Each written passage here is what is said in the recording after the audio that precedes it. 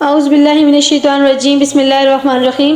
آج ہم سورہ بقرہ کی آیت نمبر 139 اور 140 کا لفظی ترجمہ پڑھتے ہیں۔ شروع کرتے ہیں بسم اللہ الرحمن الرحیم۔ ام کیا تقولون، تم کہتے ہو، انا بے شک ابراہیم علیہ السلام و اسماعیل اور اسماعیل علیہ السلام و اسحاق اور اسحاق علیہ السلام و یعقوب اور یعقوب علیہ السلام والاسباط اور اولاد یعقوب علیہ السلام کانو وہ تھے یہودن یہودی اور یا نصارا نصرانی۔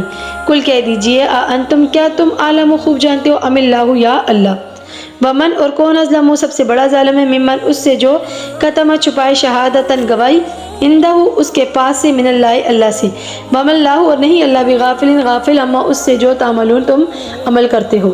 تل کا یہ امتن ایک امت، قد تحقیق خلط گزر چکی، لہا اس کے لیے ہے، ماں جو کسبت اس نے کمایا، ولکم اور تمہارے لیے ماں جو کسب تم نے کمایا، ولا تسألون اور نہ تم سے پوچھا جائے گا، اما اس کے بارے میں جو کانو وہ تھے یعملون وہ عمل کرتے تھے۔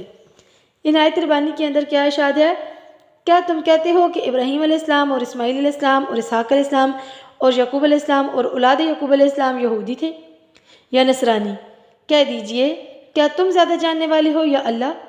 اور کون ہے بڑا ظالم اس سے جس نے وہ گواہی چھپائی ہو جو اللہ کی طرف سے اس کے پاس تھی، اور اللہ بے خبر نہیں اس سے جو تم کرتے ہو۔ یہ ایک امت تھی جو گزر چکی، اس کے لیے ہے جو اس نے کمایا اور تمہارے لیے جو تم نے کمایا، اور تم سے اس کے بارے میں نہ پوچھا جائے گا جو وہ عمل کرتے تھے۔ اللہ میں ہر روز قرآن پاک پڑھنے کی اور سننے کی سعادت نصیب فرمائے، آمین یا رب العالمین۔